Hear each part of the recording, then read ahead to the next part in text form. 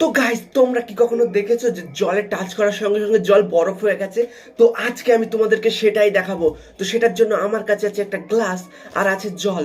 তো আমি এই জলটাকে গ্লাসের মধ্যে ঢেলবো, আর যখনই আমি টাচ করব তখনই কিন্তু জলটা বরফে পরিণত হবে। তো ভিডিওটা শেষ পর্যন্ত দেখো, আর ভিডিওটা ভালো লাগলে অবশ্যই একটা লাইক করে চ্যানেলটাকে সাবস্ক্রাইব করে দিও। আর লাস্টে আমি বলে দিয়েছি যে এটা আমি কিভাবে করলাম।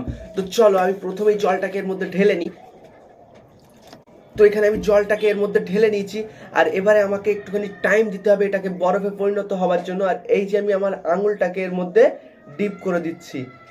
তো আঙুলটাকে ভালোভাবে দেখো, এখানে টাচ করে দেওয়ার সঙ্গে সঙ্গে কিন্তু এই জলটি বরফে পরিণত হয়ে গেছে। এবারে দেখো, আমি যদি এটাকে উল্টো করে দিই, একটু জল কিন্তু এটা থেকে পড়ছে না। তো এটা আমি কি করে করলাম? তো এটা করার জন্য আমার প্রয়োজন হয়েছে বাচ্চাদের ডাইপার। বাচ্চাদের যে ডাইপার থাকে ওর মধ্যে যে ধরনের তুলোটা